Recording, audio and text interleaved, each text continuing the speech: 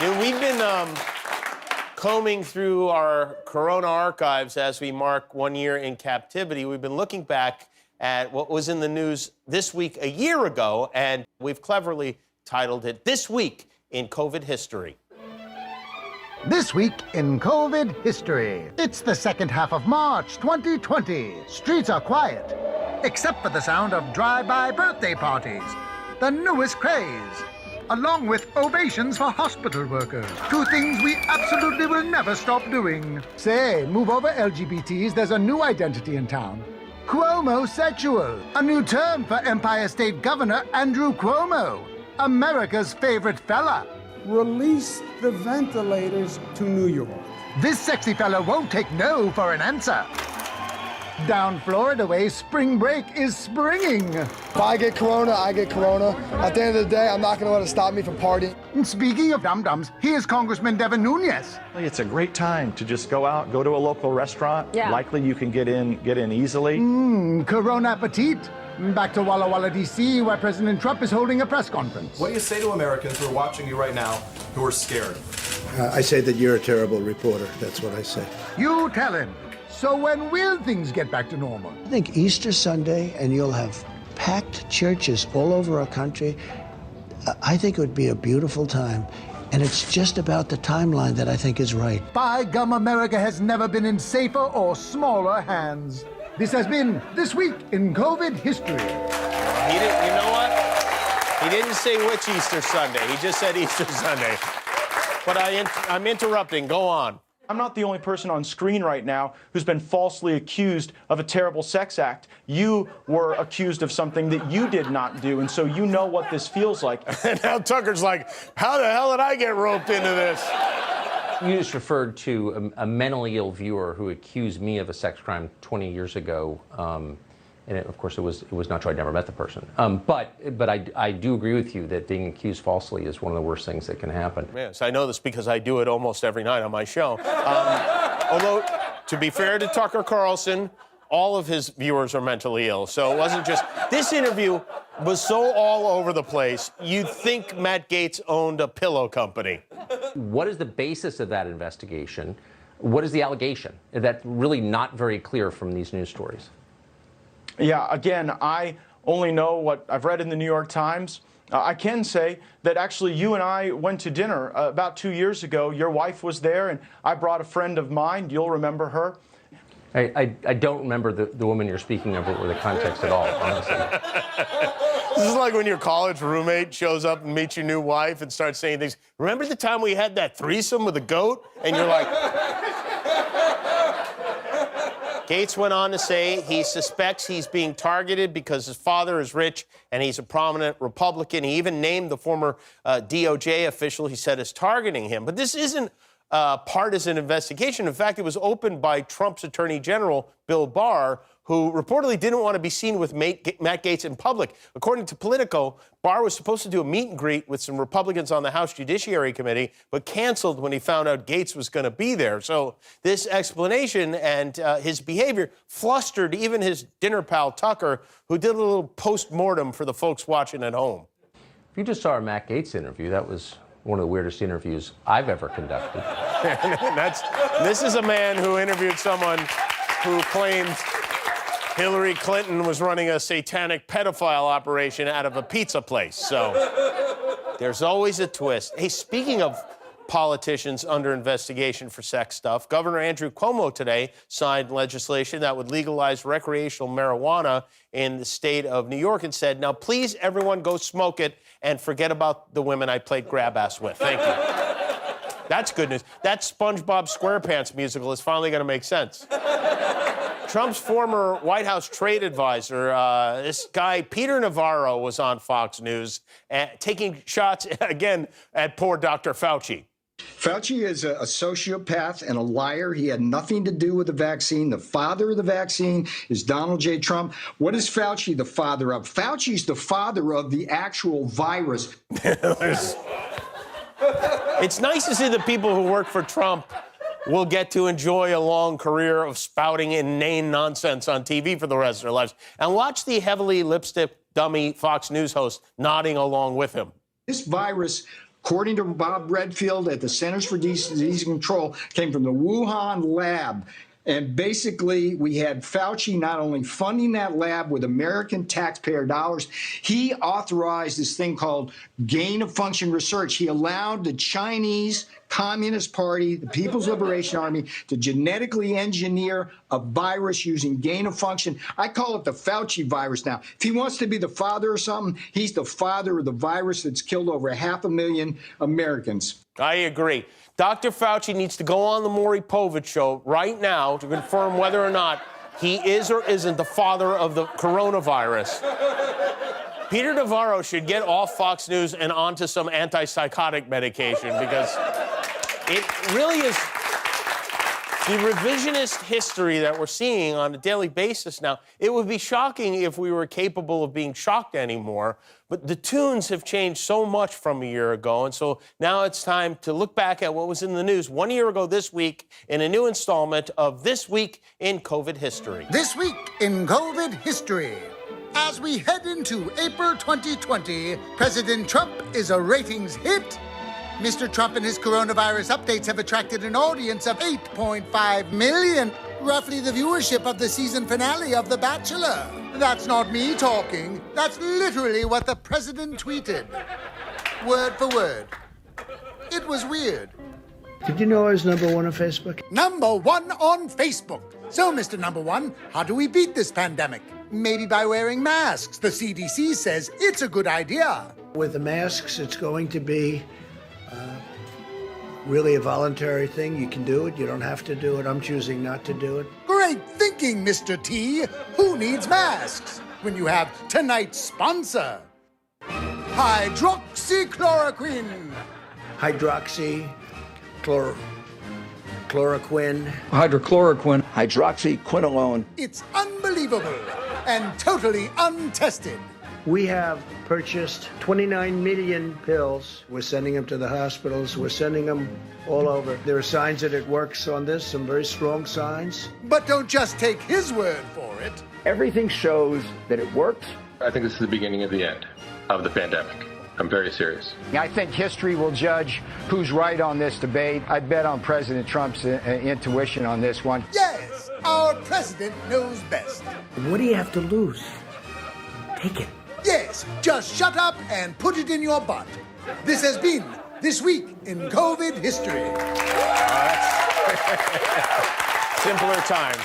Speaking of wild and crazy guys, there's a new wrinkle in the ongoing drama surrounding Florida Congressman Matt Gaetz. Federal investigators are reportedly looking into a trip Gaetz took to the Bahamas a couple of years ago and whether or not one of his associates paid travel and other expenses for female escorts, which would be a violation of sex trafficking laws. The CBS News report says Gaetz was on the trip with a guy named Jason Pirazzolo, who's a hand surgeon and marijuana entrepreneur. By the way, if your hand surgeon is also a marijuana entrepreneur, probably a good idea to learn to write with your feet. But a spokesperson from Matt Gaetz's office said, and I quote, "Matt Gaetz has never paid for sex." Imagine having to tell your spokesperson to say that. Hey, spokesperson, tell him I never paid for sex. You tell him. I don't know. I don't want to tell him. It's your job. Fine, I'll tell him. But we also learned today that another friend and close associate of Gaetz seems likely to strike a deal with prosecutors. Joel Greenberg, he's seen here with Gaetz and pardoned criminal Roger Stone, seems to know a lot about Gaetz's extracurricular activities. He is in hot water, too. And with that said, I present Fritz Scheller, attorney at law, because you can't have a story like this one without a lawyer with crazy hair. Does Matt Gaetz have anything to worry about? Does Matt Gaetz, that is such a... when it comes to what happened today in court. Does he have anything to worry about?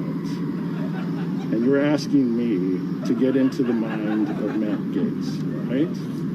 And well, from your mind. From my mind. Based on what your client knows. Based on what my client knows. Okay. I'm sure Matt Gaetz is not feeling very comfortable today. Yeah. I think he gets paid by the hour is what happened.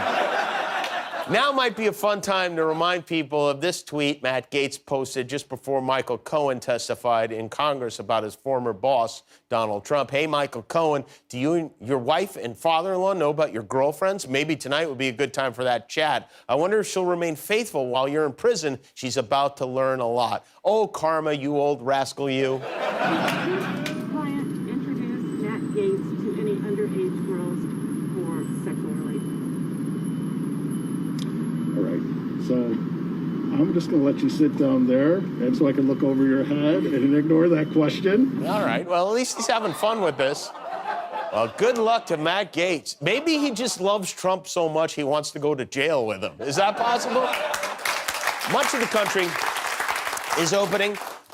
Whether we should be opening or not, the state of Georgia today lifted all remaining COVID restrictions, which means Georgians will now be free to get the virus anywhere at any time from anyone. Governor Brian Kemp said they decided to do away with the restrictions because hardworking Georgians cannot endure another year like last. And if they get COVID, they might not have to. It's always interesting to compare where we are now to where we were 12 months ago. And with that said, it's time to fire up the time capsule for a peek at what was in the news 1 year ago this week in tonight's edition of This Week in COVID History. This week in COVID history.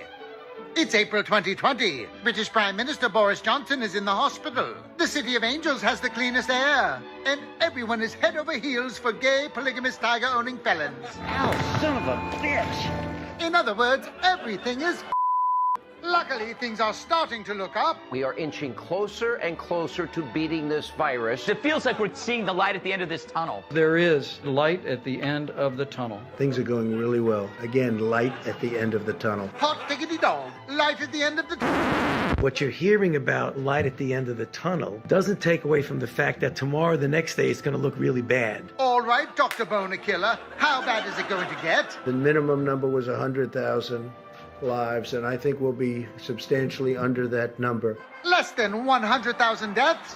No problem. If we can stay substantially under the 100, which was the original projection, I think we all did a very good job. Yes, great work, team. This has been This Week in COVID History. Yeah. Well, you know what they say. Hindsight is infuriating. It's funny to me, even though we have all that stuff on tape, but with Trump saying COVID will be over by Easter, the light at the tunnel, predicting less than 100,000 deaths, there are people who still support him and think he did a great job, even to the point where it damages them personally. Like, doesn't this prove it? Millie Bobby Brown. Not that one. Well, Millie Bobby, actually, no, it doesn't. First of all, out of 7 million people who received the J&J shot, only 6 people had the side effect. That means the odds are less than 1 in a million. It's 0.000009. That's more zeros than in the whole Trump family. So, next question. Here we go. But I thought they said the vaccine was safe. Why is this only coming up now? Love, MC Hammer. Not that one, huh? Well, MC... I'll tell you why. They tested these drugs using something called a double-blind clinical trial, whereas they take a group of people, they give them the vaccine, and they compare them to a group of people who didn't, who got a placebo. Now, 20,000 people got the vaccine in the Johnson & Johnson trial, but the side effect is so rare it only happens once in a million doses. That's why they didn't catch it with the 20,000. But now 7 million have received the vaccine. Only 6 people reported serious side effects, which they have immediately identified. That's how closely they're monitoring this, and that should be very reassuring because 6 out of 7 million means getting the vaccine is safer than not getting the vaccine. You got it? Then get it. That was Ask Dr. Jim. Thanks. Hi, Regular Jim is back. I think we've all had enough of COVID and everything that goes with it. It's been a long 13 months, but we've come so far. And with that said, it's time to look back at what was in the news 1 year ago this week. It's time for This Week in COVID History. This Week in COVID History. It's mid-April 2020, and Americans are so over COVID-19. You can't buy paint, you can't buy lawn fertilizer or grass seed or whatever. I mean, come on. Yeah, come on. Luckily, Trump is reopening America. The data suggests that nationwide we have passed the peak on new cases. Our country has to get open, and it will get open. We have to get our country open, Jeff. Say, sir, what metrics you will use to make that decision? The metrics right here. Well, there's certainly room for those up there, but not everyone trusts the plan, like Dr. Grouchy. I think that's a bit overly optimistic. And the Democrat state governors. Folks, that would kill people. It would absolutely kill people. And now for a counterpoint. You know what? Staying at home leads to death also. Yes, like if you accidentally drink bleach. Luckily, Trump can circumvent these naysayers with something called Twitter. A sleek new gizmo that can spread Twitter bugs to all his supporters, who eat them right up. Fire Fauci! Fire Fauci! Look at these smiling faces. Thank you, President Trump, and your amazing metric system. This has been This Week in COVID History. Wow. Never forget. Never forget. You know who could have used the vaccine is Ted Nugent. Ted Nugent, a man who repeatedly claimed the pandemic wasn't real, COVID wasn't real. Guess what he has? COVID. It's real. He says he's been very sick for the past 10 days. So let's take a moment now to relive some of Ted's golden COVID moments. It's not a real pandemic, and that's not a real vaccine. I'm sorry. COVID 1 through 18 didn't shut anything down, but whoa, COVID-19. Here, let me put this mask on.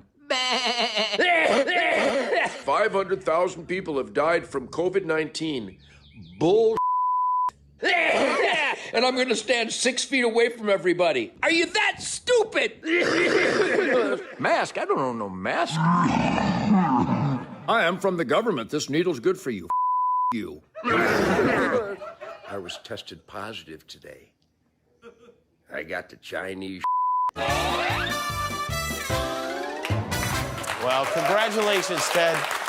No one deserves it more than you. You know, last week, the world clocked the most COVID cases for any week ever, and now animals are testing positive. 7 otters at the Georgia Aquarium have COVID, which really puts a dent in all those PSAs about washing your hands. No one washes their hands more than an otter. It's always, right? It's always nuts to remember where we were a year ago with this. And with that said, it's time to look back at what was in the news 1 year ago this week in tonight's edition of This Week in COVID History. This Week in COVID History. It's mid-April 2020, and nobody knows what to believe. First, there were 2.2 million who were supposed to die in the United States, and then it was 1 million, then it was 500,000. The models, folks, are just plain wrong. Yeah, no way 500,000 Americans will die of COVID, especially not with President Trump's new plan. Sun, sunlight, heat. Sun, heat. Heat and sun. Heat and the light, very powerful light. What a bright idea! But how would we use this very powerful light? Supposing you brought the light inside the body, either through the skin or in some other way. Sounds interesting. Interesting and genius. What else? I see the disinfectant where it knocks it out in a minute. Is there a way we can do something like that by injection inside or almost a cleaning? It'd be interesting to check that. She looks like she could use a glass of bleach right about now. The media spreads word of the president's plan.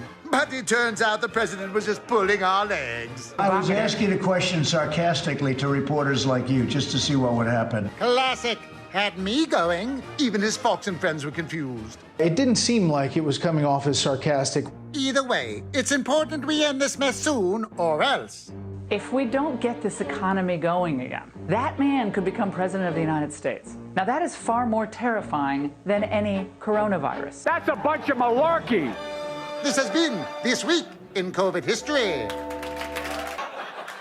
We had some disappointing news today for thrill seekers and drug takers. For the second year in a row, the Burning Man Festival and the annual Running of the Bulls in Pamplona, Spain, have been canceled. The mayor of Pamplona said with COVID, it's just too dangerous to do something that dangerous, so they're not. They're going to push it to next year. It's always interesting to think back on what it is we were doing and thinking in the thick of the virus last year when we didn't know how long it was going to last, when we were hearing all sorts of mixed messages. And with that said, it's time to look back at the news from 1 year ago this week in a new edition of This Week in COVID History. This This week in COVID history, as we end April 2020, Americans are doing dandy. An effort is underway to make hand sanitizers taste worse so that children and adults won't drink it. Okay, maybe not dandy. Speaking of drinking disinfectant, say hello to President Trump. Hello, everybody.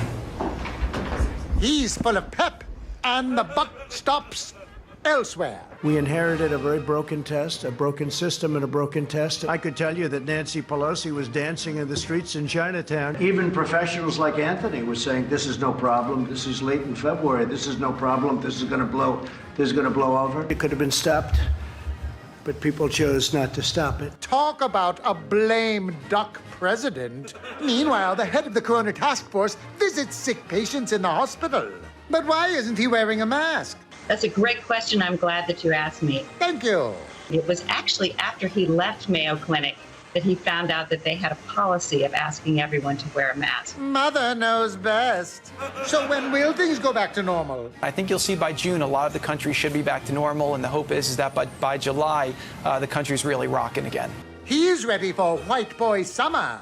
At least for now, COVID is the only thing we have to worry about. Murder hornets. Murder hornets. Giant murder hornets are here in the U.S. Oh, for sake. This has been This Week in COVID History. The force is with us tonight, I'll tell you that. And so is Dr. Fauci, joining us from a galaxy far, far away. Dr. Anthony Fauci will visit. He is promoting his new fragrance, inoculation. I was thinking, what an incredible career this man has had.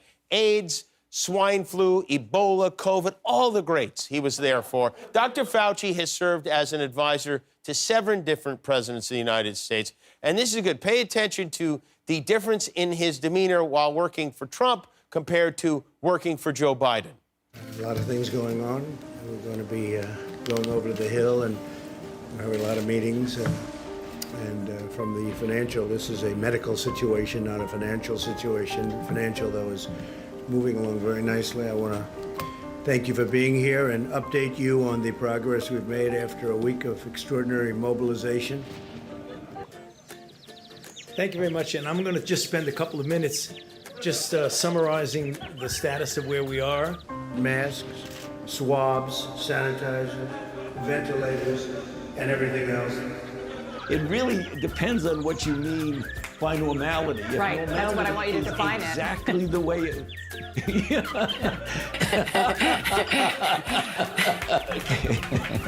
Anyway. I'll be back tomorrow. We're probably doing this tomorrow. And if I might, I'd like to ask Vice President Pence to take over. You feel like you're back now? I think so. Grouchy to Fauci, just like that. More than 100 million adults in the United States are now fully vaccinated, which is good. But unfortunately, more than 1 in 4 say they are not planning to get the vaccine ever. 26% of Americans are planning to skip the shot altogether, which is crazy to me. I get that people are skeptical of politicians or celebrities telling them what to do, but we should listen to doctors. These are men and women who've been on the front lines of this thing, risking their lives to save ours, and they're frustrated, and who could blame them? If we don't get more people vaccinated, we could see new mutations of this virus and go through this all over again. So as a public service, we ask some real doctors to offer their best advice to those who are on the fence about the vaccine, and pay attention because this is important. I'm a doctor. I'm a doctor, an actual medical doctor. I've practiced medicine for 21 years. I am a critical care nurse. I've been a nurse for 16 years. I spent 4 years in undergraduate school, then 4 years in medical school, And then another 5 years as a resident in emergency medicine. Look at all of my diplomas. I worked a second job to put myself through nursing school. I'm 53 now, and I won't have my student loans paid off till well after I retire. I can name every organ in your body and tell you exactly what it does. Did you know there are between 60 and 100,000 miles of blood vessels in the human body? I know that because I've studied human bodies. Did you know the human body has 205 bones? Well, you're wrong. It's actually 206. I did know that because I'm a doctor. Did you know that eating raw ginger cures cancer? You didn't? Good, because it doesn't. I've saved people's lives. I've cracked open a chest and manually beat a human heart. I've even delivered some babies in the back of cars. Do you know how many people have shown me weird skin things at parties and asked me if they were dying? Too many. My life is spent trying to improve and save yours. Oh, but you read something on Facebook? Your friend from high school who sells jewelry, she posted it? The one who's 53 and still builds dollhouses? You heard what? On whose podcast? Is he a doctor? No. Scientist? No. Can he name one of the ingredients in the vaccine? Can he point to his gabella? Then tell him to shut the up. The Gorbella's right here, by the way. Isn't that polio shot we gave your kid, and then your kid not getting polio? Well, those two things are related. How about this?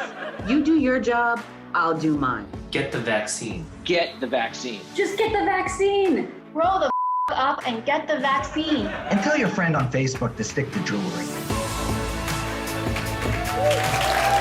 Thank you, medical professionals. Thanks for watching. If you liked that video, click the subscribe button. And if you didn't like it, well, you hurt my feelings. You have it. The 90s really are back. If you were doubting they weren't, they are. Facebook today. Is anyone still on Facebook? Are people still on Facebook? Well, Facebook upheld their ban of Donald Trump today for at least another 6 months. According to their oversight board, they deliberated and decided that for the time being, Trump will continue to be blocked on Facebook, Instagram, and in bed with Melania, which was a weird thing for them to throw in. This has to be driving him nuts. If Trump runs for president again, he's going to have to go door to door talking to voters like a Jehovah's Witness or something. Hello, my name is Donald. Have you heard the bad news about Mexicans? Trump has been banned from Facebook since January 7th. His punishment for trying to overthrow the government is the same punishment you give a teenager for coming home late after curfew. No social media for you, which is kind of sad because today marks the 5-year anniversary of what I believe to be one of his greatest posts on Twitter of all time, which is Happy Cinco de Mayo.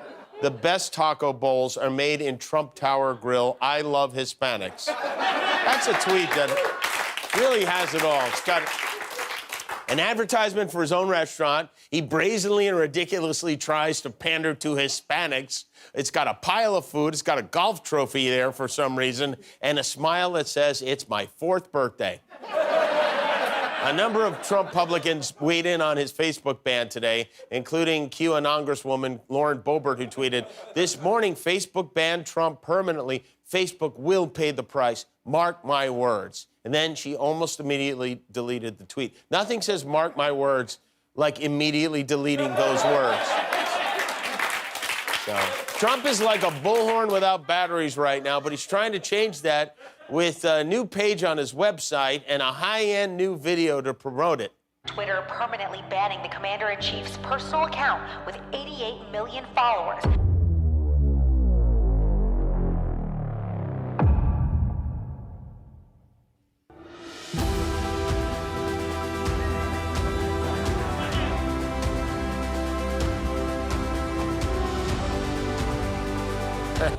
You see, it should say "Save America from President Donald J. Trump," but it's a slogan now.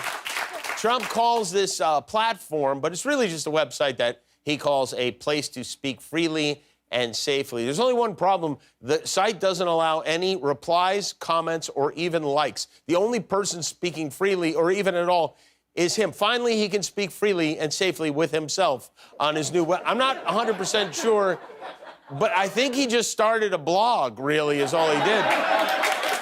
But a lot of his chambermaids defended him today. Ted Cruz, in particular, wrote "disgraceful," and boy, would he know disgraceful. Sweaty Teddy posted this last night. He wrote, "Had a great dinner tonight with President Trump at Mar-a-Lago. He's in great spirits. We spent the evening talking about working together to retake the House and Senate in 2022. And let's look at this photograph a little bit more closely, because first of all, look at Trump's body language. He is so ready to go. His half is half off the seat. There's not a chance these two had dinner. He gave Ted Cruz coffee and a glass of water and sent him to the Marriott down the street.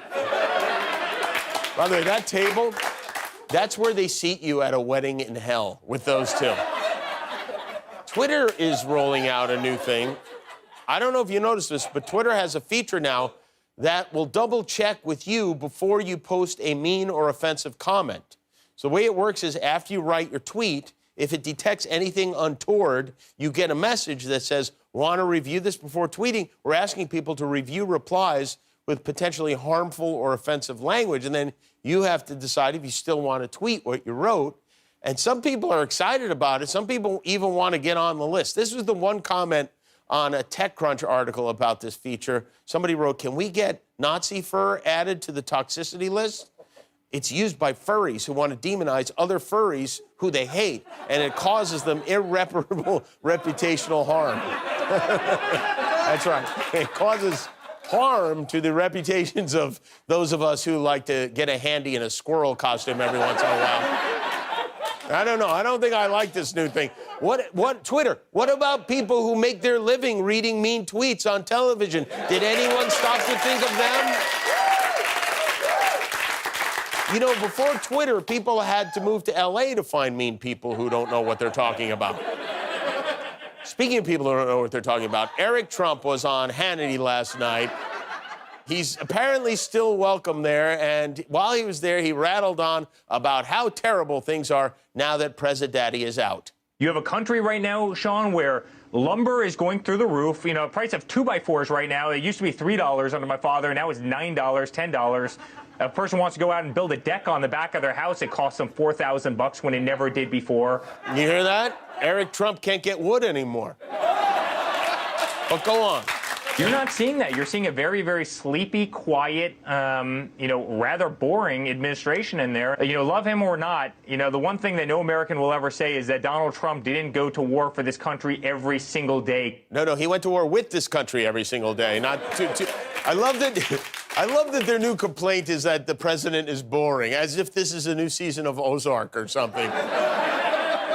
We're now midway through National Teacher Appreciation Week. This is how they showed appreciation for teachers this morning on Fox and Friends. Brian Kilmeade had a group of kids on, kids who've been unable to go to school because of COVID restrictions, and he didn't exactly get what he was expecting, at least from one kid.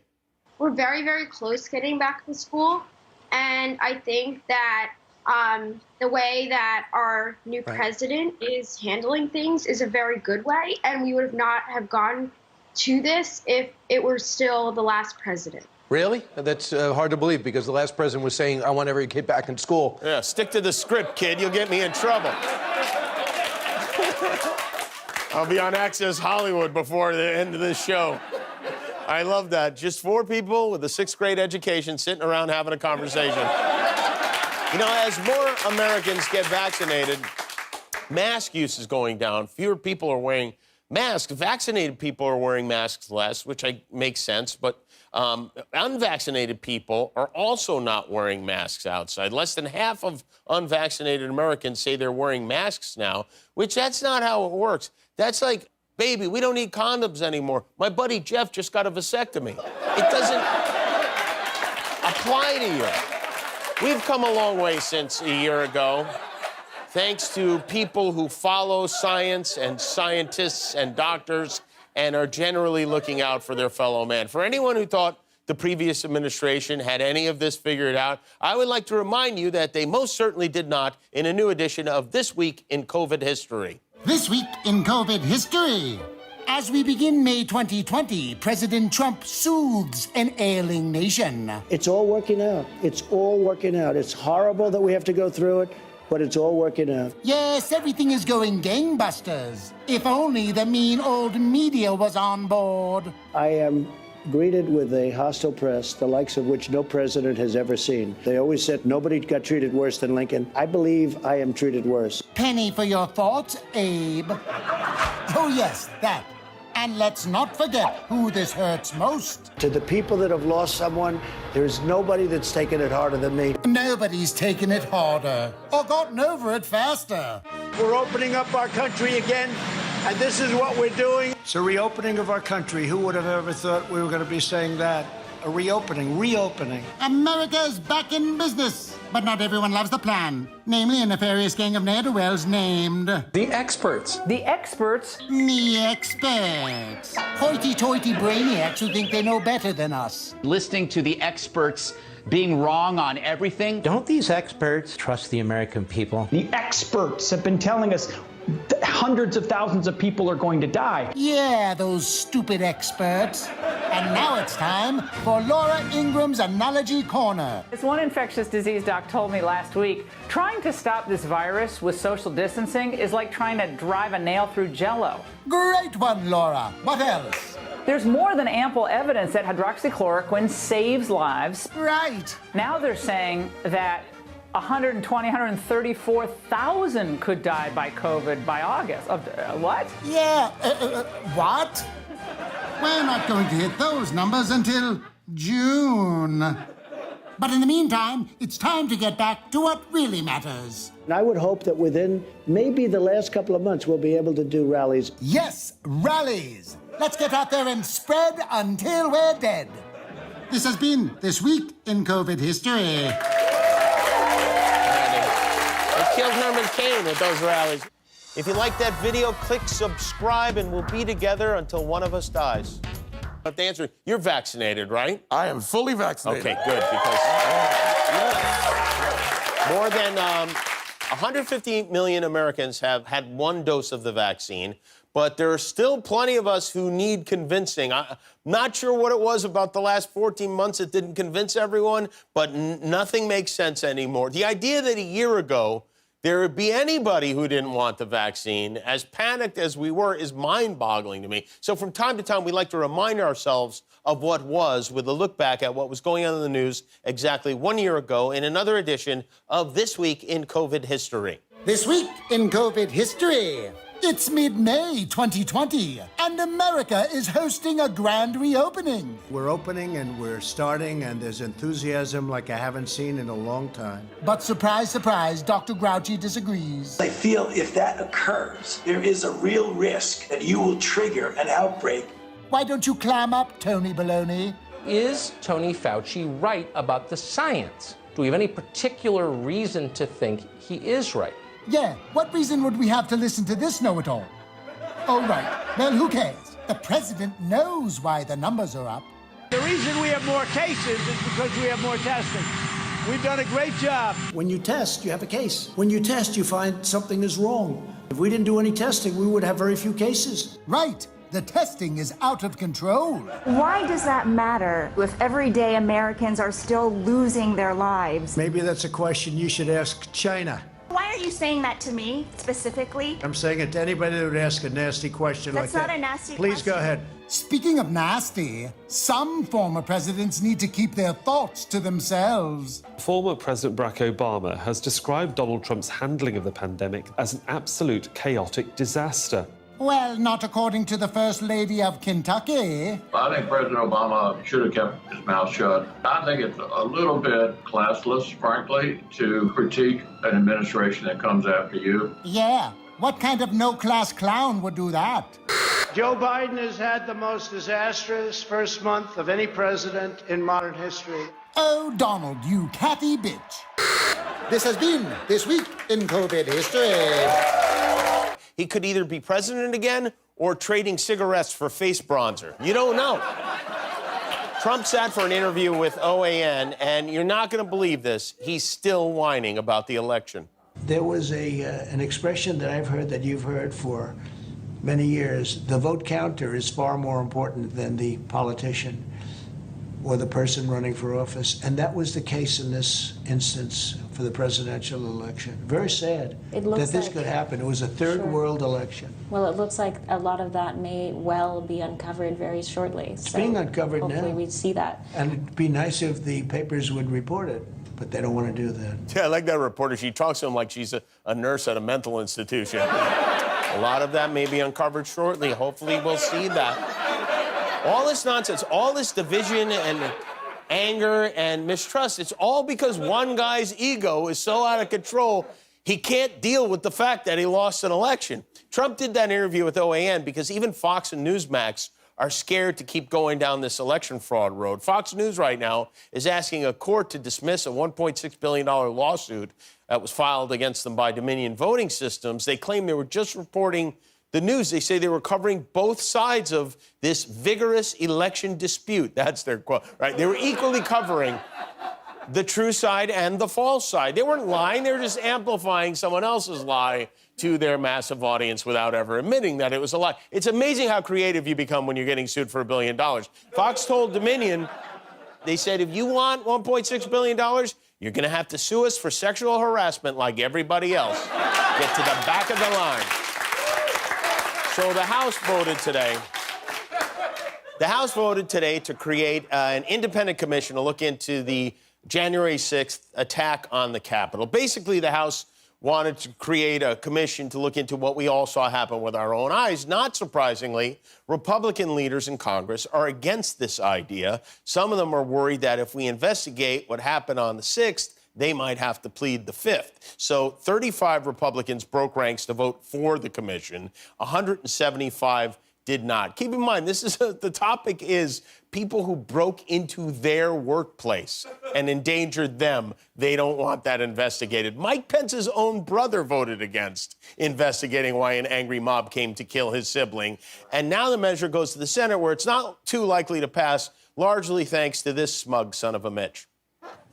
Now, Mr. President, on one final matter, after careful consideration, I've made the decision to oppose the House Democrats' slanted and unbalanced proposal for another commission to study the events of January the 6th. An unbalanced proposal. It was evenly split on both sides. You know what's unbalanced? The guy who started the right, the guy whose ass you kissed for 4 years. This is a bipartisan initiative.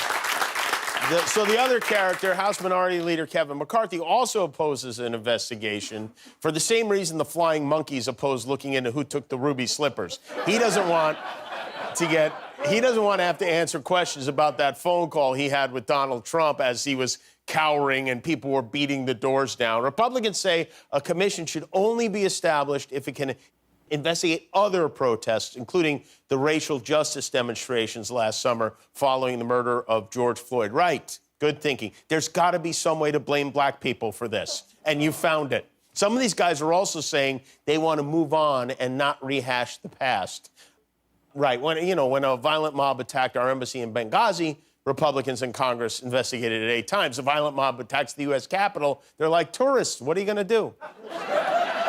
Tim Ryan of Ohio made quite an impression in the House today. He looked around at his Republican colleagues who were there with him while the doors were being kicked in with total and passionate disbelief. To the other 90% of our friends on the other side of the aisle, holy cow.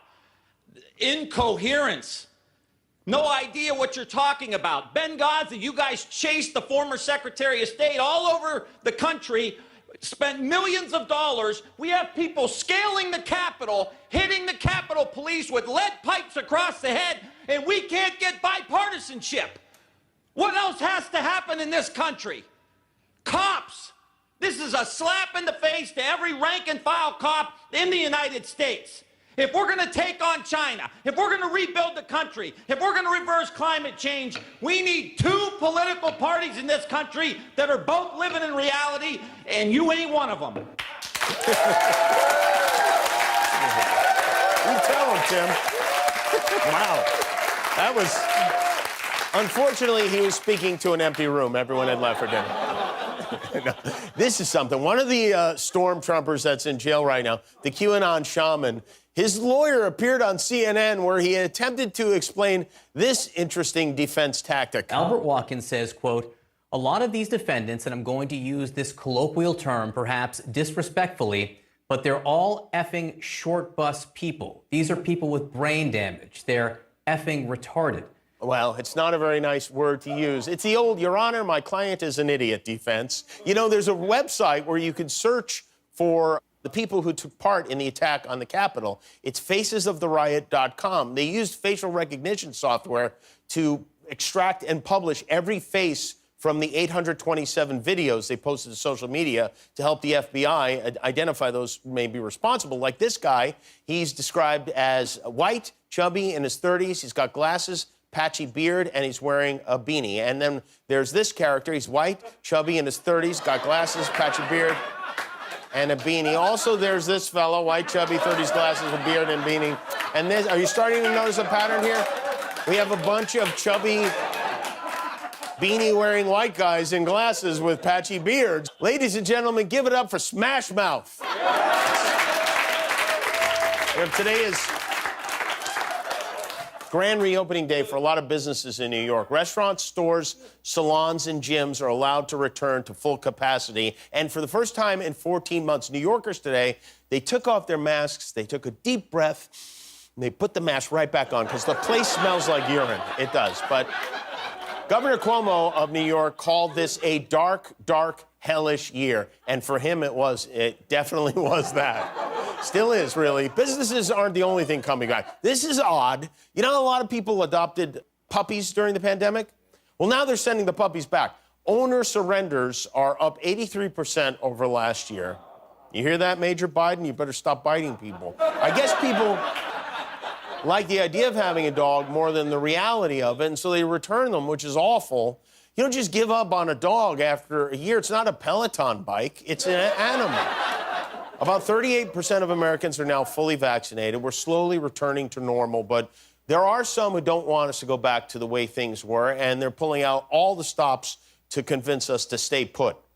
We're going to begin with the states of emergency across this country. A statewide order for people to stay at home. A deadly virus has ravaged the globe, keeping us confined to our homes. But are the new vaccines safe? The U.S. is calling for an immediate pause on the use of the Johnson & Johnson vaccine.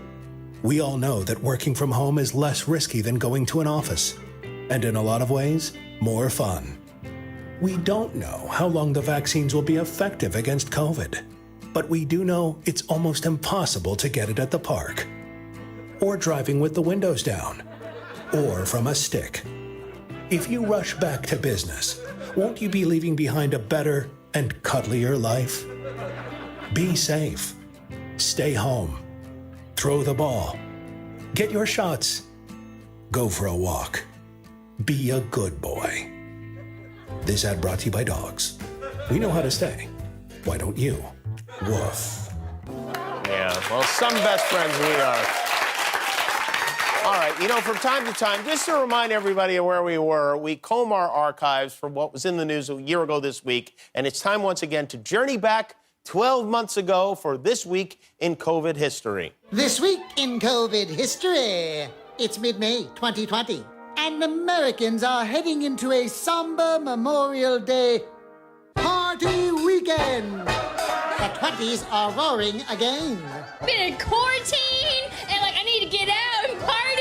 Woo! Yeah, woo, as in Wuhan. But shouldn't these youngsters be wearing masks?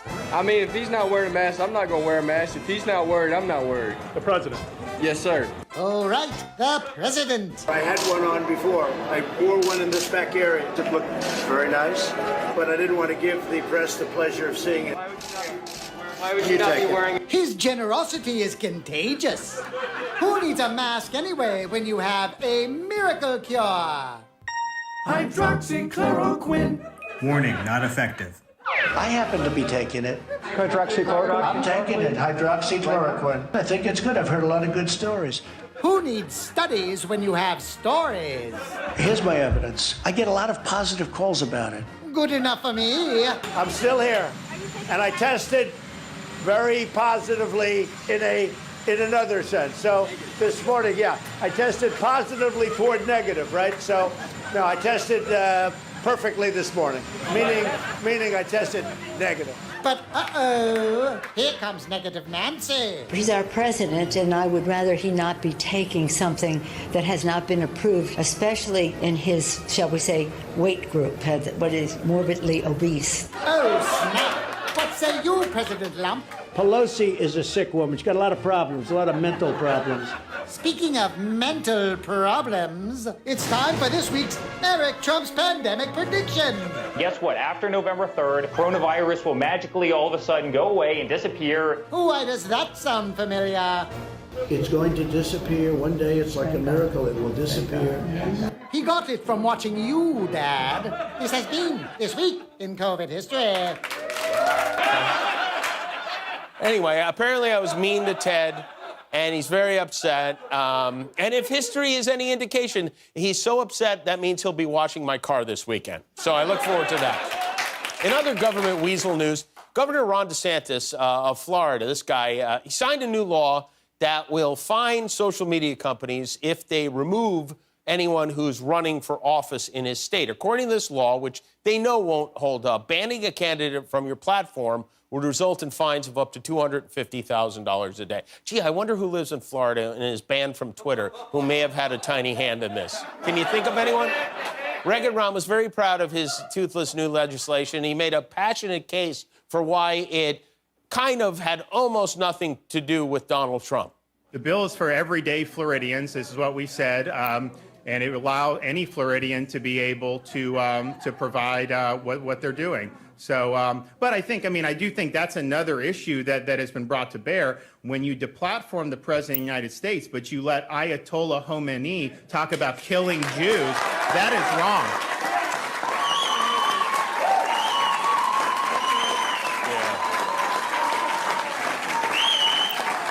The Ayatollah died in 1989, by the way, and 17 years before Twitter, but he corrected that on Twitter. But we get around. You know how when you go on a road trip and you have to stop to pee at some, sketchy gas station in the middle of nowhere, and the toilet seat has, a swastika carved into it for some reason? You think, why would anyone take the time and even touch it to carve in anything into a toilet seat, let alone something horrible like a swastika?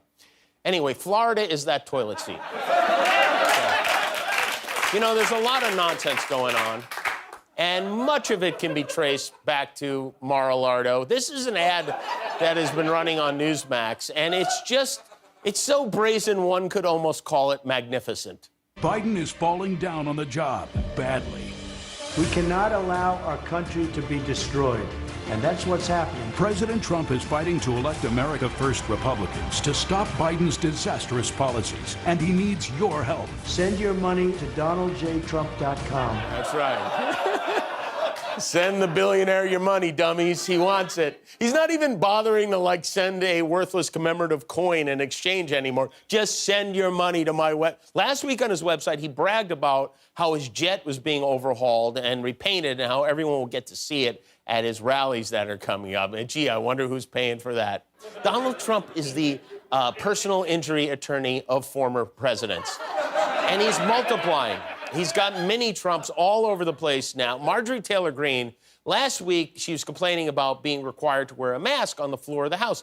And in an interview, compared it to the victims of Nazi Germany having to wear yellow stars during the Holocaust. And of course, most of her fellow Republicans in Congress said nothing about it until I guess they got some pressure from the Jewish community that they couldn't ignore anymore. And today, 5 days later, Senate Minority Leader Mitch McConnell said that her comments were reprehensible, and House Minority Leader Kevin McCarthy put out a statement. He wrote, "Marjorie is wrong, and her intentional decision to compare the horrors of the Holocaust with wearing masks is appalling. The Holocaust is the greatest atrocity committed in history. The fact that this needs to be stated today is deeply troubling." Okay, good start. At a time when the Jewish people face increased violence and threats, anti-Semitism is on the rise in the Democrat Party and is completely ignored by Speaker Nancy Pelosi. Oh, you were so close. You couldn't help yourself, though, could you? You had to GOP in the pool and bring it back to Nancy Pelosi. This Marjorie Taylor Greene seems to be very focused on Nazis. Someone dug this up. This is from June of last year. She was speaking at a city council meeting and made a strong defense of statues honoring both Hitler and Satan. We're seeing situations where Christopher Columbus, George Washington, Abraham Lincoln, all kinds of statues are being attacked. And it seems to be just an effort to take down history. And whether I see a statue that may be something that I would fully disagree with, like Adolf Hitler, maybe a statue of Satan himself, I would not want to say take it down. But again, it's so that I could tell my children and teach others about who these people are, what they did, and what they may be about. Right, that's the way to learn about history. You build a statue and you take your children to it. That's how I learned about Rocky Balboa. It's a teaching moment. Someone should build a statue of Satan right outside her house. That way she can explain to her kids who mommy is. And she's one of the few people that makes you think twice about the First Amendment. In happier news, I want to congratulate the team at Fox 4 News in Dallas. They are winners of our occasional award for excellence in reporting. The Vax and Scratch program also starts today. Anyone who gets vaccinated at a state-run site in New York this week will get a free scratch-off. The jackpot for the mega multiplayer lottery is $5 million. Yeah, well, that's dumb. All right. You know, a lot of states are offering prizes now. If you get vaccinated, you get a prize or a hamburger or a beer or something. Here in California, there's an unexpected side effect of the pandemic. People have stopped having kids here. We're currently experiencing what they call a baby bust. California will have 50,000 less births this year than last year. Experts believe it may have something to do with us being fat, disgusting slobs all year.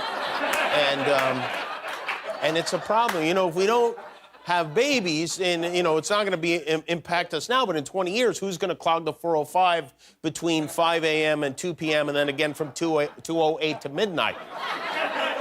Something has to be done. First of all, USC needs to change their mascot, right? They can't be the Trojans anymore. It's not the right message.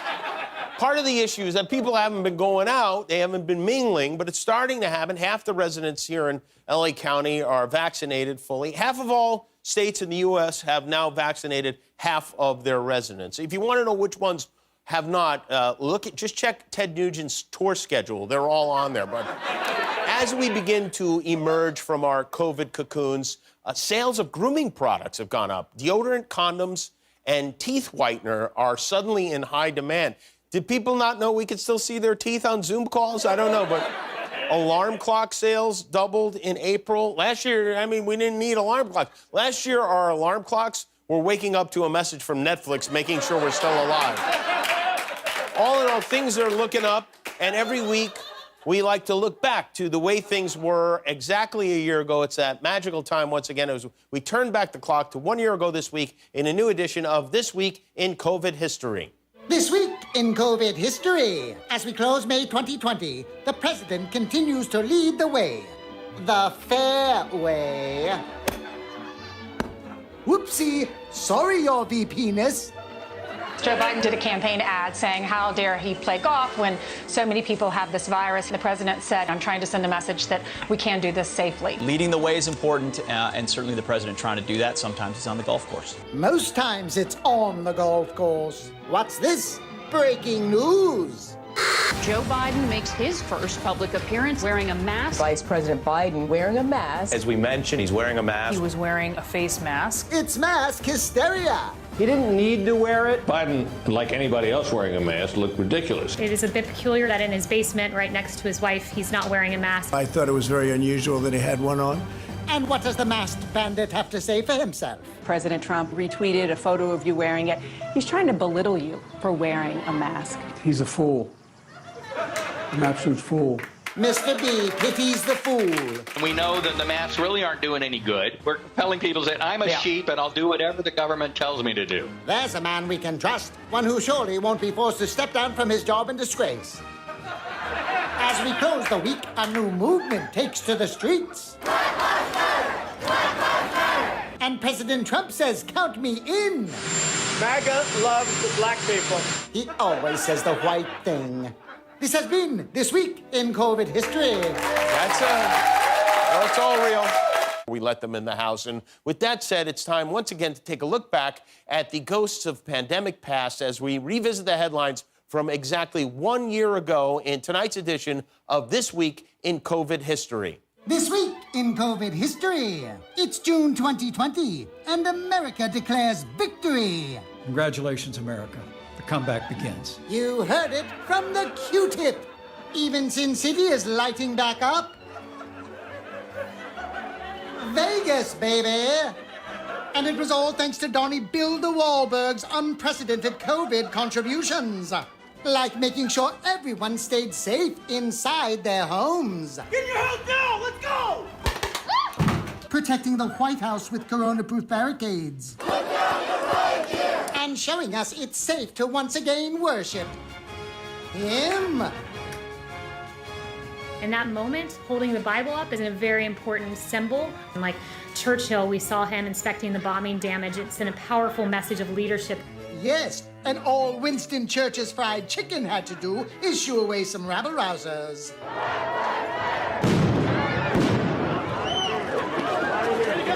Some yahoos argue the protesters were peaceful. Tear gas was used, and it was a photo op. The protesters weren't peaceful, no tear gas was used, and it wasn't a photo op. Well, that settles that. But one respected journalist still demands answers. Why did you go to St. John's the other day? What was the message that you wanted to send to people? Religious leaders loved it. Religious leaders thought it was great. They loved it. True. Just ask any religious leader. The Bible is not a prop. It makes a mockery of Christianity. It was an act that mocked God. You just don't do that, Mr. President. It isn't cool. And nobody knows cool like Kid Turtleneck. This just in. A Fox News poll shows Biden is up 14 points. But don't be bamboozled. I know all of you are freaking about the polls. Well, the experts say that Biden's way ahead. It's his election to lose. The so-called experts are just horribly wrong. Yes, take it from her. She's horrible and wrong. This has been This Week in COVID History. And right off the bat, it did not go great. Welcome back to The View, Caitlyn Jenner. Well, thank you very much. It's always a pleasure to be with all the ladies, and especially you. Whoopi, we've been friends forever. Let's hear that noise Whoopi made one more time. Forever. Yeah, and that's just how the interview started. Are we sure that isn't Donald Trump in a Caitlyn Jenner wig? Because, I mean, look at this. The resemblance is uncanny. They've got all the same kind of moves. The interview was a lot of nonsense. She's just trying to get attention. Caitlyn Jenner has a better chance of being the next Batman than she does governor of California. She knows little to nothing about anything, really, and her interview this morning ended just about as gracefully as it began. I have to cut you off because we're getting ready to go. Our thanks to Caitlyn Jenner. Always. I want to come back and spend more time with you. Well, we're here. You know, we're here. You won't be, but we are here, and are very sick with COVID. Well, a lot has changed over the past 15 months, and because it has, we like to look back at what was in the news a year ago this week. So let's dig up the COVID time capsule once again for another edition of This Week in COVID History. This Week in COVID History. It's June 2020, and America is moving at the speed of... Come on. You got this. Yes, nailed it. The good news is the corona's on the ropes. Even macho men are wearing masks, like Stone Cold Steve Austin, Floyd Mayweather, and beloved star of the gridiron, O.J. Simpson. Don't forget your gloves. And with COVID consuming the nation, it's the perfect time to have a rally. Your rally is set for June 19th. Think about it as a celebration. My rally's a celebration. But his Fox and friends are flummoxed. How would these rallies work? You know, right now there are social distancing guidelines all across the country. Oh, I think they'll be full rally. 2, 4, 6, 8. Who do we contaminate? And what about the second wave experts are yammering on about? I spoke to our health experts at some length last evening. They are saying there is no second spike. There's not going to be a major second wave in America. Where's the second wave the left has been warning us about? Why, it's right there, you silly goose stepper. Breaking. Joe Biden makes a big statement in his house. Nope, down. There he is. This president's going to try to steal this election. This is the guy who said that all mail-in ballots are fraudulent. By golly, he's lost his marbles. He's your friendly neighborhood conspiracy theorist. Leave it to Democrats to go out there and level these conspiracy theories. That's where we're at with Joe Biden at this point in terms of this conspiracy theory. We'll conspiracy about that. He believes that you will steal the election. Look, Joe's not all there. Everybody knows it. Certainly if I don't win, I don't win. I mean, you know, go on and do other things. Yes, other things. We're going to walk down to the Capitol. Yeah! You'll never take back our country with weakness. Freedom! Dumb is right. This has been This Week in COVID History. Fun, you know, it's fun to reflect sometimes. Why should I? Government can't tell me how to drive my own car. You know, a year ago, we were pumping gas in hazmat suits. It's easy to forget that. Much of history has been conveniently revised. And with that said, it's time for another edition of This Week in COVID History. This Week in COVID History. It's June 2020. Americans are masked up and fed up. I protest face coverings. Got it? I am not a terrorist. Of course not. I am not a sex slave that wears masks. Oh, you flirt. Meanwhile, COVID-19 is doing a 23 skidoo. It's fading away. It's going to fade away. If you look, the numbers are very minuscule compared to what it was when it dies out, and it is dying out. The numbers are starting to get very good. They are? Not according to Governor Gorgeous. Our numbers are going up, not going down, and I'm very concerned. Who to believe? Even Dr. Fauci is confused. He told a British newspaper, I would hope that we could get back to some degree of normality within a year or so. Ha! A year? No way, Fauci. Extra. The head of the COVID task force has some good news. Americans are buying RVs at a pretty rapid pace. Terrific.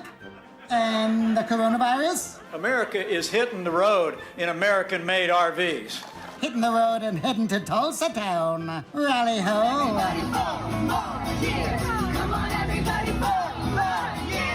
Thousands of people without wearing masks outside and inside two arenas in Tulsa for the president's first post-lockdown rally. These Oklahomies are catching rally fever. Aren't you worried about people getting sick? No, we're not concerned. Everyone is going to be safe. Everyone, like Kimberly Guilfoyle. 4 more years! The president's campaign staff. And living person, Herman Cain. Now back to the reason we're all gathered. It's a disease, has more names than any disease in history. Kung flu. Ooh, nice xenophobic zinger, Donnie Dangerfield. Breaking, we're under attack. Paw Patrol. Paw Patrol. Paw Patrol. Paw Patrol. Paw Patrol, Paw Patrol, Paw Patrol. The cancel culture movement may now be coming for Paw Patrol. First they came for Chase, and I said nothing. This has been This Week in COVID History. Oh, wow. Oh, remember Paw Patrol? I guess it went away. Yesterday, our former president, Donald Trump, shared a Father's Day holiday wish. He wrote, "Happy Father's Day to all, including the radical left, rhinos, and other losers of the world." Oh, poor Eric. That's not nice to say on Father's Day. But anyway, hopefully, eventually, everyone will come together. And by come together, he means accept me as your one true God. I feel like his heart's not even in these anymore. I think Melania might be putting Lexapro in his Diet Coke or something. But we're learning more about just how poorly our Kentucky Fried Commander-in-Chief mismanaged the pandemic, thanks to a forthcoming book that details the chaos and infighting that plagued Team Trump's response to the coronavirus. This book was written by reporters from the Washington Post who say that at the beginning of the pandemic, Trump suggested sending Americans who had been infected with COVID while they were traveling overseas to Guantanamo Bay. And you know he said he wants to send them to Geronimo Bay or something like that. You know, he asked his aides, don't we have an island that we own? We could put people there. Of course, the reality TV star wanted to send them to an island. He probably sent a camera crew, too, and call it Survirus or something. But this is another good McNugget from the book. Trump, they say he was very upset about COVID testing because he believed a positive test would look bad and hurt his chances of re-election. He had a call with Alex Azar, who was his Secretary of Health and Human Services, and he demanded to know what idiot decided to make the federal government do testing. And Alex Azar was like, do you mean Jared? It was Jared. Poor Jared. According to the book, at one point, when Jared found out that the masks the government ordered wouldn't be ready until June, he got so mad, he yelled at a top official. He said, "You effing moron, we'll all be dead by June." And he threw a pen at the wall, which I imagine went like this. I don't know, something like that. I got a whole box of these Sharpies if you don't shape up. In New York City, things are opening up to the point where people are now taking flight. This is a guy flew over Times Square on a hoverboard, Green Goblin style, in New York. The pigeons were like, who is that? What? I miss the old New York where somebody would have figured out how to pull him off that thing and steal it. Take it from him, get on it, and pee from it. That's what... In other more traditional flying news, airlines are talking about jacking up the fees for overweight baggage to make up for all the weight passengers have gained during lockdown. An American Airlines spokesperson says its average passenger weight is up 8 pounds since spring of last year. It went up from 179 pounds per person to 187. Okay, well, you know what? Maybe don't put your planes at the end of Cinnabon Alley then. How is this our fault? The Olympics are still happening next month in Tokyo. Tokyo residents will be allowed to go to the games, but they will not be allowed to cheer, and they have to go straight home after. Whoever came up with these rules should win the gold medal for buzzkill, because can you imagine going to a live sporting event with no cheering allowed? It's like a Detroit Lions game. The 8-time Olympic gold medal winning sprinter Usain Bolt and his girlfriend publicly welcomed twin baby boys yesterday. They were delivered in a world record 9.58 seconds. And the Bolts posted this family photo to Instagram. Now, that's the older kid is their daughter, Olympia Lightning Bolt, and the new twins are named Thunderbolt and St. Leo Bolt. Is Thunderbolt even a thing? I mean, I know there's a lightning, but there are no Thunderbolts. And Thunder and St. Leo sounds like an 80s buddy cop movie starring Danny Glover and Richard Dreyfuss. Remember when I was talking about this with my wife? Remember when naming a kid Apple seemed like nuts? Apologies to the Paltrows, really.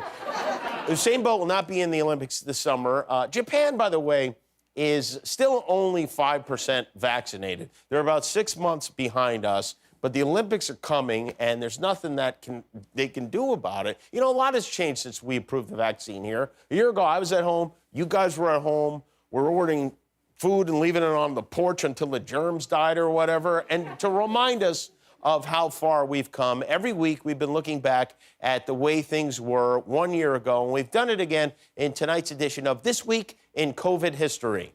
This week in COVID history, it's the end of June 2020, and a triumphant Trump traipses back from Tulsa. He didn't just wow the crowd, he killed. Here in the United States, death toll is now approaching 125,000. The death toll, the worst of any country. Right now, the next couple of weeks are going to be critical in our ability to address those surgings. Okay, Mr. Surging General, forget critical numbers. What about what really matters? TV rating numbers. This just came out, and people have to see this. Trump rally gives Fox News the largest Saturday night audience in its history. Lies from New York. It's Saturday night. But why is America so cuckoo for COVID?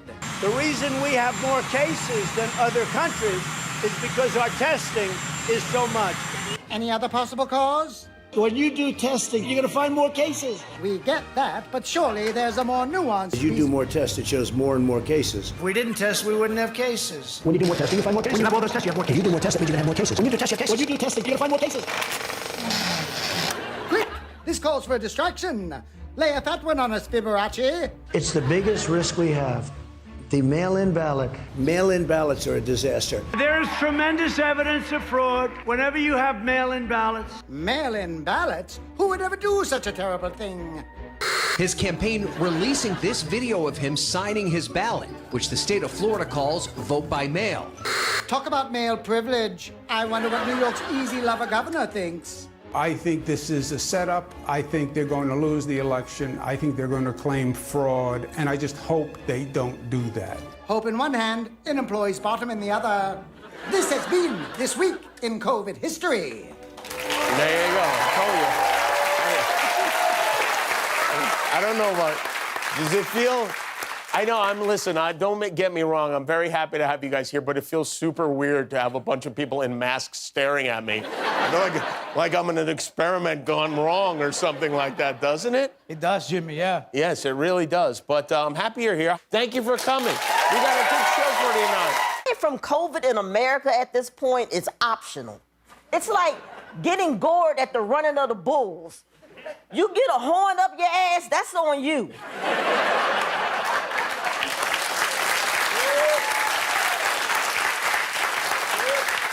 But hey, at least we have a vaccine now, right? And it's easy to forget how bad things were a year ago. So let's take a look back in tonight's edition of This Week in COVID History. This week in COVID history, it's July 2020, and America's punch bowl has been spiked. We really had a big spike here in Miami-Dade. Southern California, which has also seen a big spike. Texas experiencing a major spike. There's a spike in cases, one of the biggest spikes. That's an amazing spike. No, this is an amazing spike. Look at him go. Good boy, Spike. What were we talking about? Oh, yes, things are bad.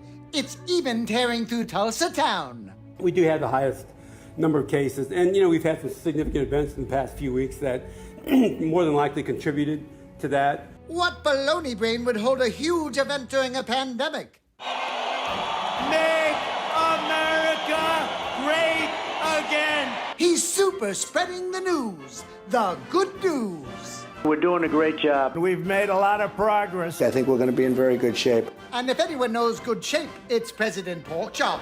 How can the president say that the country is in good shape right now? A lot of hospitalizations aren't pertaining to COVID. A lot of it is elective surgeries and other surgeries that have opened up. It's an epidemic of boob jobs. And here comes the biggest boob of them all. Finally wearing a mask. I think it's a great thing to wear a mask. I've never been against masks. Never? Let's go to the microfiche. I think wearing a face mask, I don't know. I don't see it for myself. I just don't. You're going to have to take that off, please. He's got the largest mask I think I've ever seen. Joe feels very safe in a mask. I don't know. Maybe he doesn't want to expose his face. You're constantly touching it. I don't want to touch your damn mask. Don't mask, don't tell. But watch your backside, Donnie DeLuise. Obama's old pal is after your job. Kanye West has thrown his hat in the ring, TJ. He's been talking about running for president for a while. And he already has a slogan. FBC never stick a fingers in my hand. Jesus, take the wheel. This has been This Week in COVID History.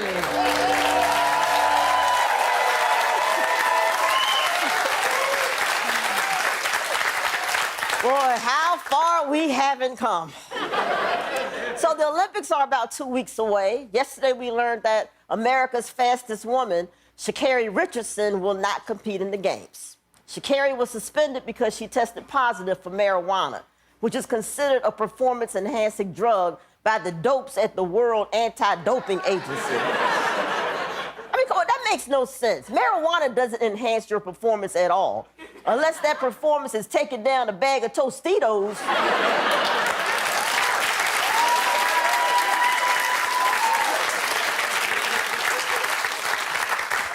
I think we're looking at this the wrong way. Sha'Carri Richardson won't miss the Olympics. The Olympics will miss Sha'Carri Richardson.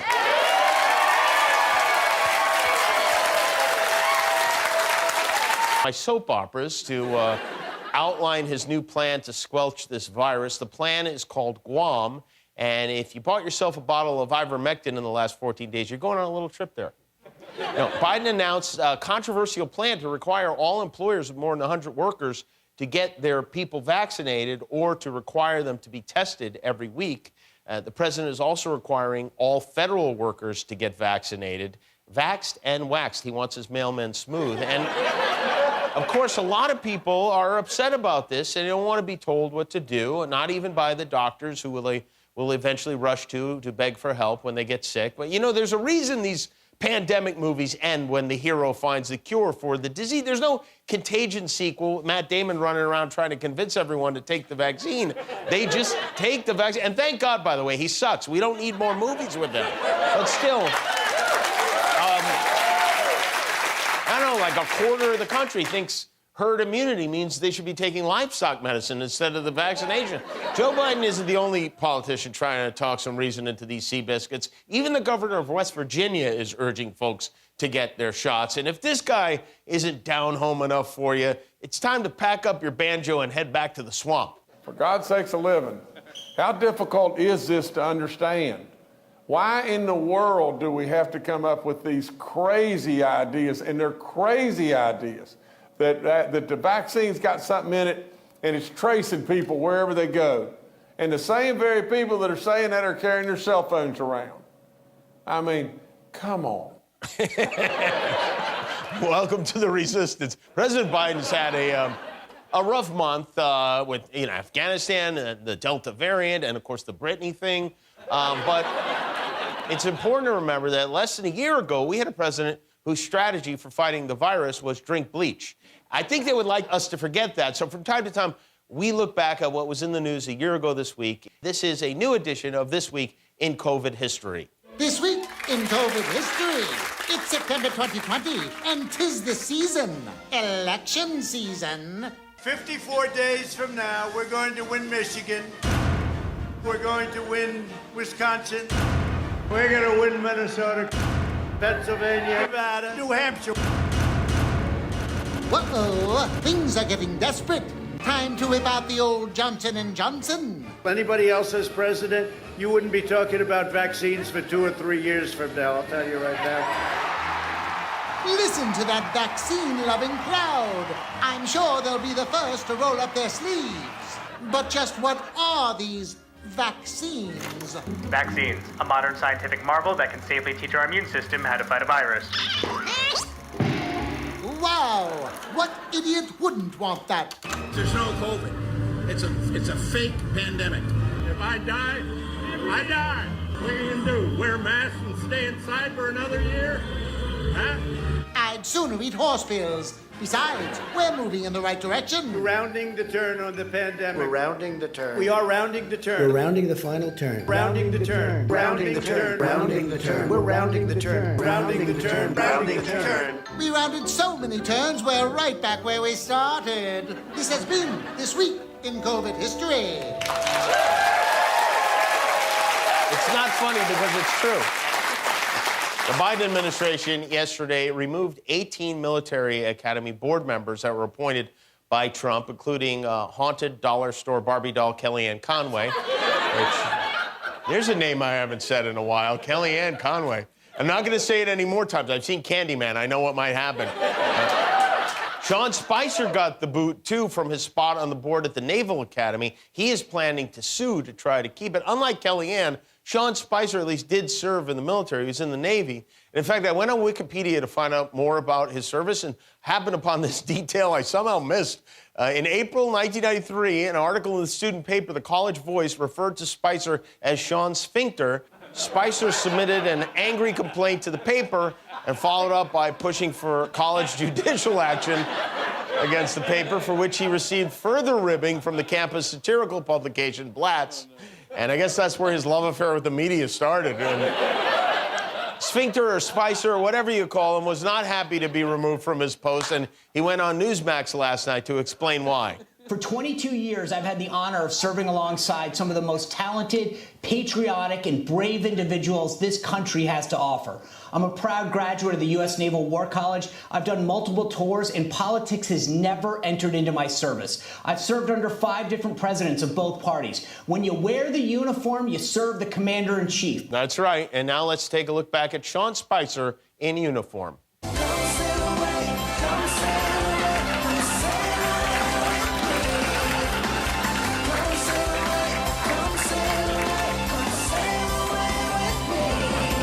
Say what you like, the man can dance.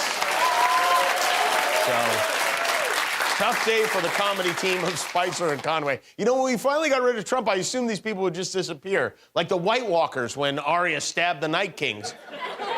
Sorry, I rewatched it over the summer. Hey, remember how we used to make jokes about Mike Pence calling his wife mother? Well, a former aide to Mike Pence said in a podcast interview, he doesn't do that. She said that's a myth. The aide said, that would be very weird if he called his wife mother, which, yeah, that's kind of why we keep bringing it up. But this woman was director of communications at the White House. She also said Donald Trump does his own makeup, which is maybe the least surprising thing I've ever heard about him. Of course he does his own makeup. Look at this makeup. If a professional did this, they would be fired out of a cannon. So she said he dips a pillow in cheese dust and just starts whacking himself in the face with it. I would pay a lot of money to watch Donald Trump do a makeup tutorial on YouTube. He could make it his next pay-per-view event. You know, last night I mentioned Trump and the prodigal son, DJ TJ, will commemorate the solemn 20th anniversary of the 9/11 terrorist attacks by doing color commentary for a boxing match featuring 58-year-old Evander Holyfield at the Hard Rock Hotel and Casino in Hollywood, Florida. Trump has reportedly been bragging that he's going to make an obscene amount of money for this gig, which of course they're paying. It's the only way they can get him to spend time with Don Jr. is to pay him an obscene amount of money. But he wondered, like, what he knows. I mean, who would pay to listen to Trump BS his way through a boxing match? Holyfield might wind up biting his own ears off in this one. Between Logan Paul and Donald Trump, boxing is once again the top source of income for the very worst people in the whole world. But you have to love humans. We just launched 4 civilians into orbit on a recreational space flight. We're still more interested in uncovering the mystery of Nicki Minaj's cousin's friend's balls. Or at least I am. I don't know. But the big story, the major story this week continues to be the drama involving a friend of a cousin of Nicki Minaj, whose boy boulders allegedly blew up bigly as a side effect of getting the COVID vaccine. The guy lives in Trinidad. He has not been found. And believe me, we've been looking for him. He is not. Yesterday, Nicki claimed she was invited to the White House to discuss this, and so they could answer any questions she might have about vaccination. The White House disputes that. They say they offered Nicki a phone call with one of their doctors, not a visit, and that denial did not go over well. Nicki insisted that her manager and publicist were on a call during which the White House invited her to come chat with Dr. Fauci in person. The White House says no, and I have to say, it's a shame that isn't happening. Dr. Fauci talking to Nicki Minaj about her cousin's friend's inflated gonads could have been one of the great pay-per-view events of all time, and now, and sadly, it is not to be. What happened, there's obviously a miscommunication. And Nicki, I just want to say, I'm sorry you had a frustrating experience with the Biden administration, but I think the best thing to do right now for everyone involved is for you and your cousin's friend, and his balls to come into my studio to show them to the world. No one is better equipped to handle this delicate situation like me than Guillermo, right, Guillermo? Right, Jimmy, right, Jimmy. That's right. And so the extra fun twist on this is that Fox News is really digging its fangs into this story. They have a new thing to pretend to be upset about. Tucker Carlson has made it a nightly topic on his show, and Fox News host Lawrence Jones led a spirited discussion about it, too. If you're black and a Democrat tells you to shove marbles up your ass, you simply have to. Congressman, I don't think you're going to shove the marbles up your ass. Nah, I'm not going to do that at all. Ah, come on. Please, just try one and see how it feels. Let's look at that exchange again and watch the guy on the right. Watch his reaction. Shove the marbles up your ass.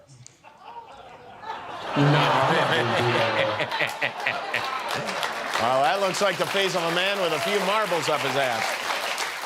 It's been interesting to see Trump world go from there's nothing to worry about, it'll all wash away, to where we are now. So each week, we take a look back at what was in the news 1 year ago, and we've done it again this time for This Week in COVID History. This week in COVID history, it's mid-September 2020, and the president's brain is busy. Football's boring as hell. They give him a big fat shot in the ass. She spent $2 million on I love the Hispanics. Speaking of Hispanics, COVID is making a comeback, but President Pep Talk sees the morgue half full. The blue states had tremendous death rates. If you take the blue states out, we're at a level that I don't think anybody in the world would be at. Goodbye to the blues. Time for some good news.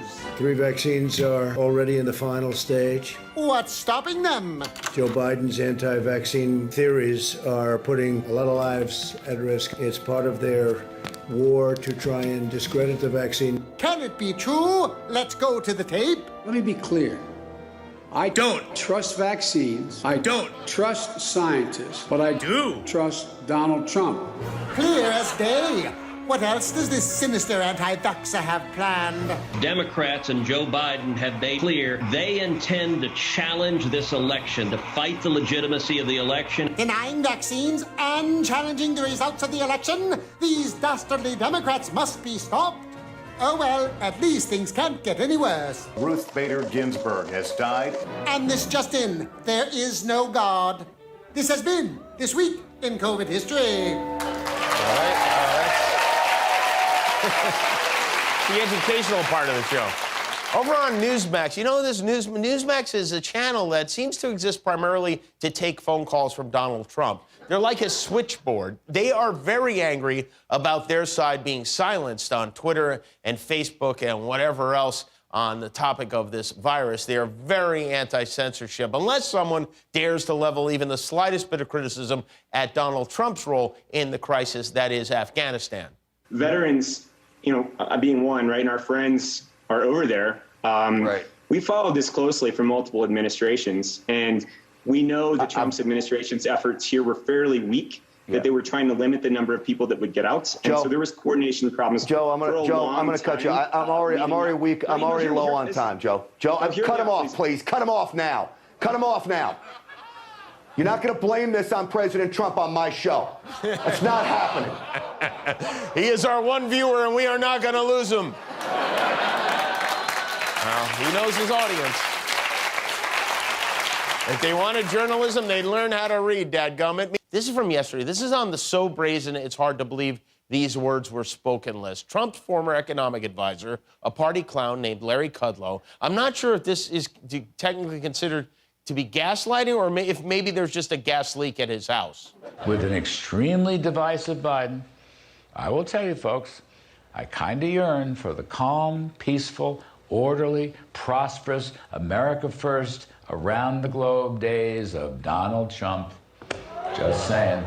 Right. Who can forget those peaceful, prosperous, orderly, and calm days? Genghis Khan, we used to call him. That's how calm it was when Donald Trump was... I think the memory is the first to go. We are learning details about the calm, peaceful, orderly, prosperous days of Donald Trump in a new book by Bob Woodward and Robert Costa of the Washington Post. The book's called Peril. It came out today. It lays out what went down at the White House in the aftermath of the insurrection, January 6th. There are some bombshell allegations, including a memo that was outlined by one of Trump's lawyers, John Eastman. Now, that's John Eastman with the hat on. It takes a lot to make Rudy Giuliani look like the sane lawyer, but John was able to do that. So the book says this guy Eastman drew up a 6-step plan explaining how Mike Pence should overturn the results of the election. And the steps went like this. Step 1, Vice President Pence, presiding over the joint session, opens and begins counting the ballots, starting with Alabama. Step 2, when he gets to Arizona, he pretends to have a coughing fit and reaches for a glass of water. Step 3, while reaching for the glass, Pence knocks the ballots onto the floor, saying the words whoopsie-daisy loudly so everyone can hear. Step 4, as Pence is picking up the ballots, he shouts, "Hey, what's that over there?" Then kicks the ballots from 7 key battleground states under the podium. Step 5, he asks everyone to check under their chairs for the ballots, and while they're distracted, looking under their chairs, he swallows. He eats all the ballots. Georgia, Pennsylvania, Wisconsin, all in his stomach. Now, at this point, no one can find the ballots, so Pence explains he has no choice but to declare Trump the winner. And then step 6, bangs the gavel, hops aboard Space Force One, and is never seen again. And for some reason, he refused to go along with this plan. The real memo suggested that Pence used the element of surprise. They wanted him to just show up and, without warning, overturn the results of the election, which, I don't know, without asking permission, that seems impossible for Mike Pence. I mean, look, Mike Pence is a guy who asks if it's okay to go to the bathroom when he's alone, okay? He doesn't do things like that. This guy, Eastman, came up with a hell of an opinion, too. He said, the fact is that the Constitution assigns this power to the vice president as the ultimate arbiter. He's basically arguing that the third base umpire can declare himself the winner of the World Series. Meanwhile, does anyone know what Melania is up to? I feel like any day now we're going to find out she's engaged to a Jonas brother or something. You know, a year ago, we didn't have vaccines or a plan to get them out there once we did. And so to remind us of how far we've come, every week we look back at what was in the news exactly 1 year ago. And it's time now for another edition of This Week in COVID History. This week in COVID history. It's late September 2020. School is back. And how's the president doing? To fight the China virus, we did an A+ job. We got an A+. We take an A+. We get an A+. He's the magna cum laude mouth. Meanwhile, hundreds gather to remember Justice Ruth Bader Ginsburg, where POTUS Maximus is greeted by an adoring crowd.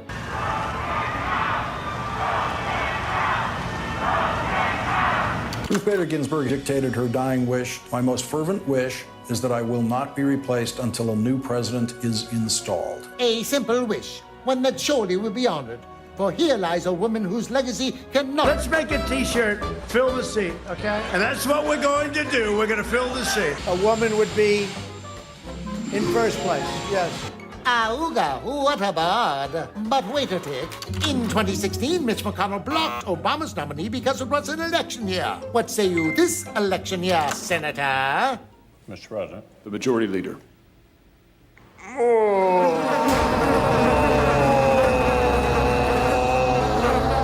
Always the charmer.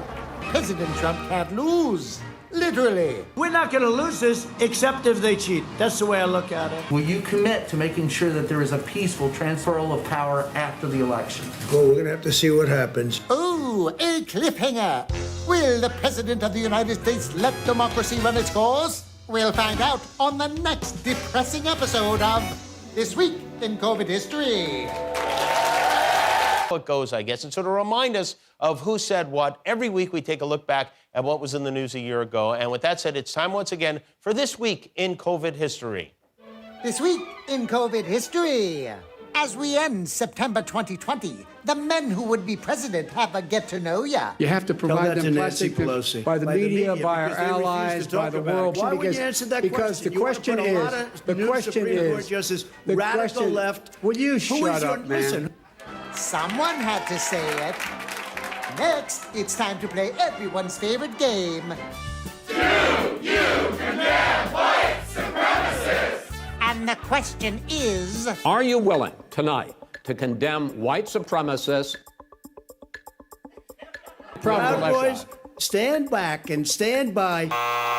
The answer we were looking for was yes. But winning isn't everything. By every measure, we won the debate easily last night. Let's double-check that measure. This was the most chaotic presidential debate I've ever seen. What a dark event we have just witnessed. A low point in American political discourse. That was a show.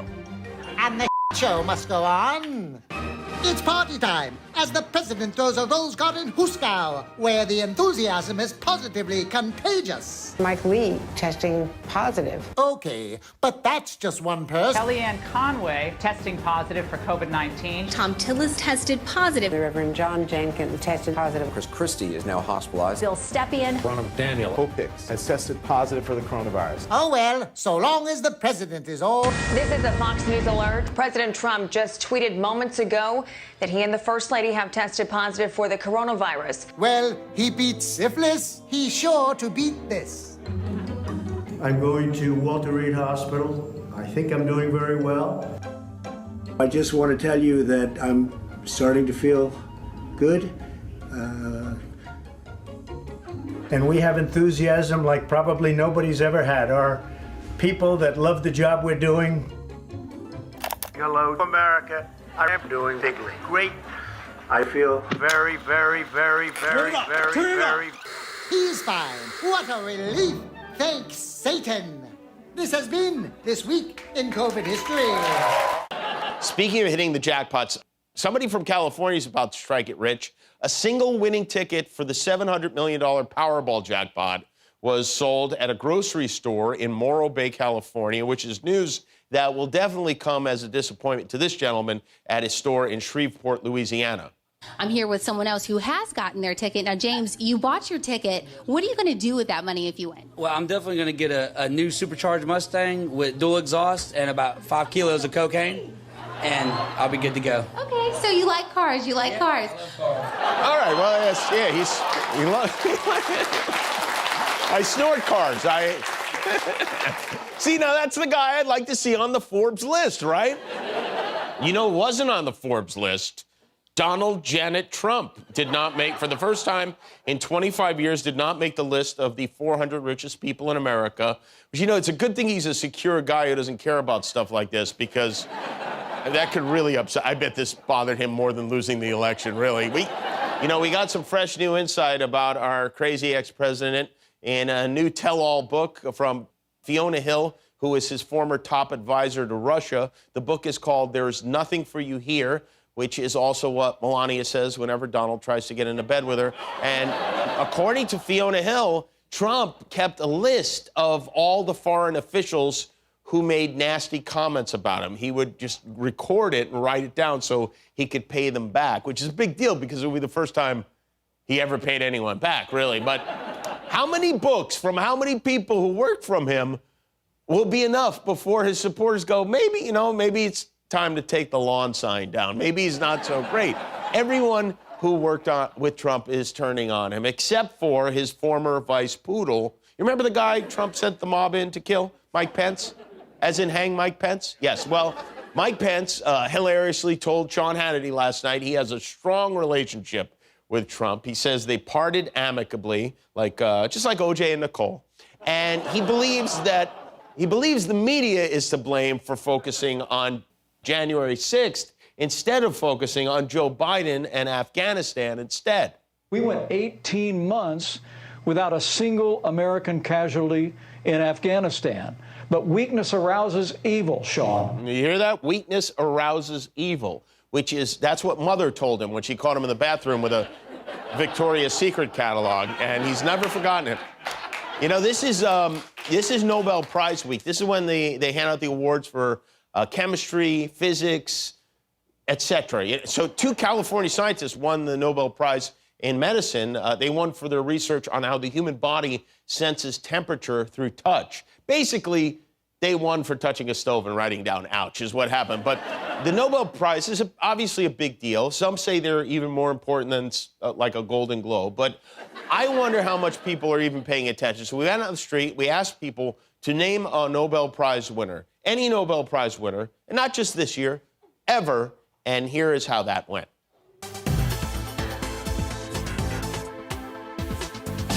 The Nobel Prizes are given out this week, as you well know. Do me a favor, name as many Nobel Prize winners as you can. Nobel Prize winners? Can you name a Nobel Prize winner?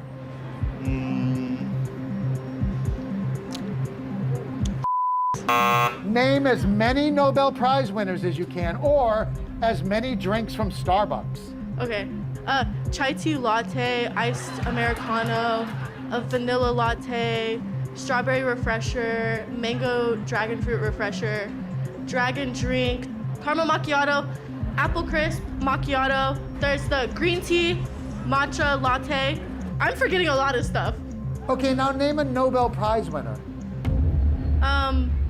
So I don't read, so I can't answer that one. Name somebody who has not won a Nobel Prize. Albert Einstein. He has won a Nobel Prize. There you go. Let me help you out with the Nobel Prize winners, okay? Okay. Martin. Martin Lawrence. The Dolly. Dolly Parton. Mother. Goose. Jimmy. Jimmy Kimmel.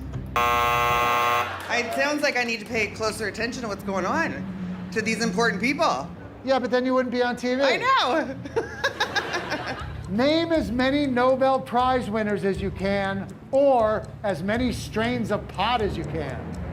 Einstein, I'm gonna say Marie Curie, possibly, and I don't know. I guess Obama won one a couple years ago. That was a surprise twist. Way to go against type, Brendan. Nobody's going to get a Nobel Prize for this. This is from Sarasota, Florida. So they have a mask mandate for students. They want the kids to wear masks, which doesn't seem like a lot to ask during a pandemic, but it upset some parents so much, they decided to stage a protest outside the chairwoman of the school board's house. We see you in there, Shirley. We want you to come out for a redress of grievances.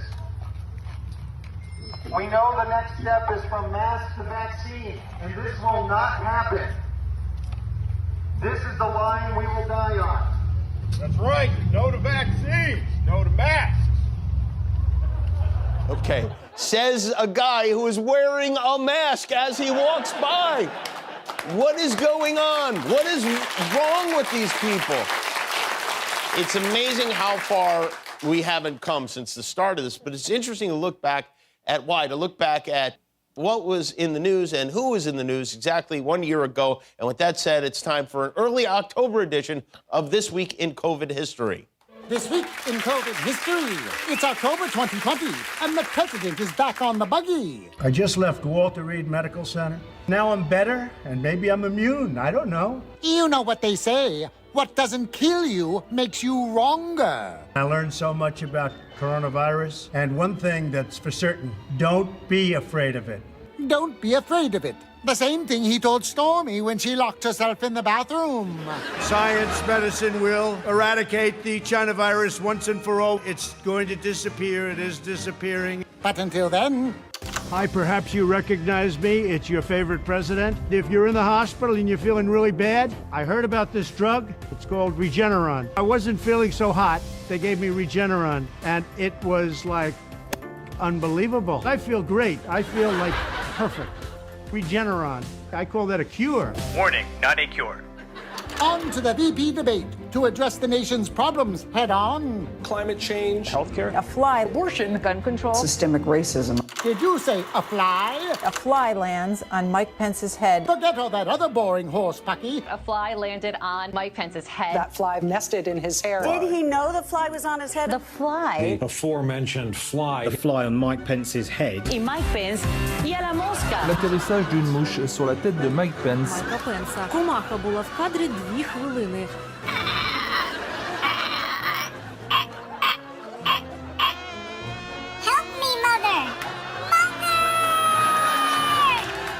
This has been This Week in COVID History. I don't think that last thing didn't happen, did it? All right, well, most of it did. Hi, I'm Jimmy Kimmel, and I am not allowed to eat this cookie until you click the subscribe button, so please click now. I'm hungry.